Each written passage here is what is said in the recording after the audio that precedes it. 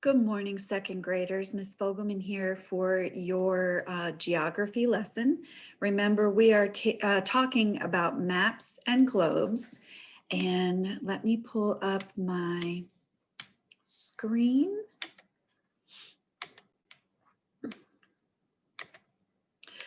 All right, so our learning target today is I can interpret the meaning of symbols and the location of physical and human features on a map. Our connection is that last week we began to learn about maps. Can you share something that you've learned? So if you'd like to take a moment and pause your video and tell a family member something that you've learned about maps and globes. All right, let's start with a story called Me on the Map. As you're listening to the story, I want you to think about what kinds of maps did you see and what are some things you noticed on the maps? Me on the Map by Joan Sweeney, illustrated by Annette Cable. This is me. This is me in my room. This is a map of my room. And this is me on the map of my room. This is my house. This is a map of my house. And this is my room on the map of my house. This is my street. This is a map of my street. This is my house on the map of my street.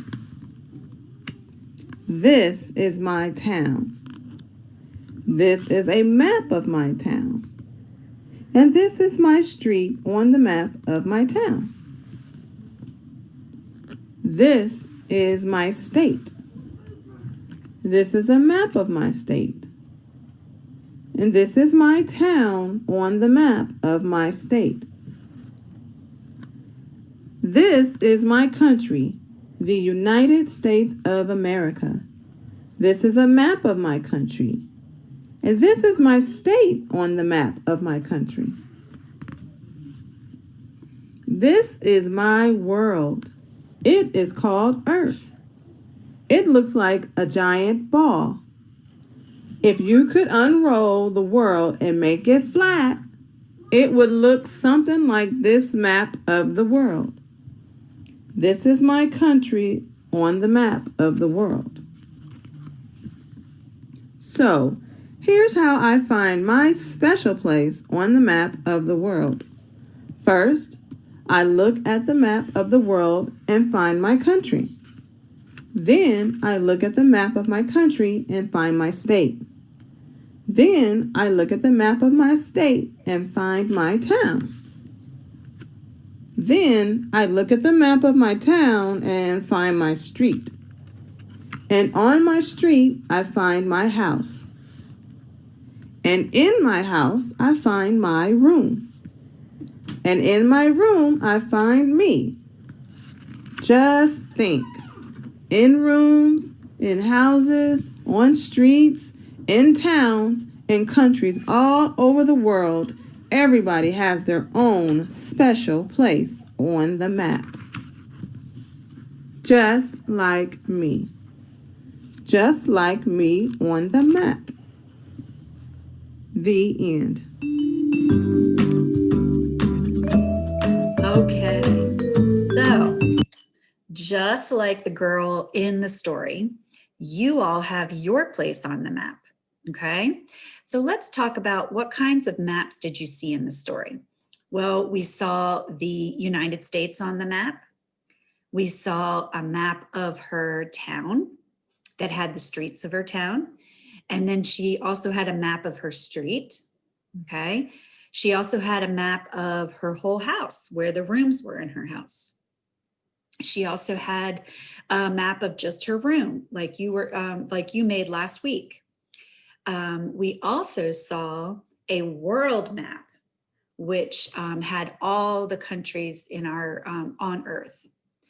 So there were many different types of maps that she showed us, but I think the ultimate thing she wanted us to learn was that you are just a small piece of a large, large world, and everyone has their own place on the map.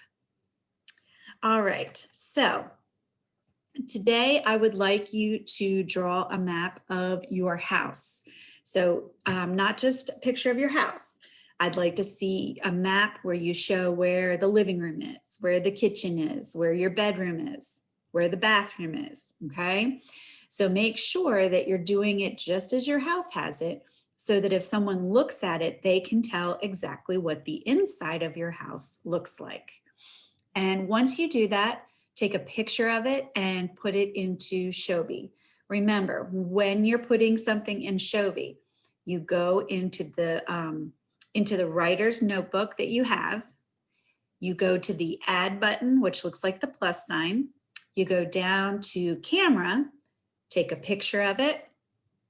You hit the use photo and then the check mark, and then it loads it into Shobi.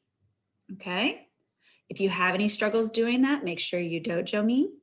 But in closure, after you create your map, why don't you show it to someone at your house? Mom, dad, sister, brother, aunt, uncle, grandmom, whoever is there with you, show them your map and explain it to them. All right, that's it for today. Have a great day.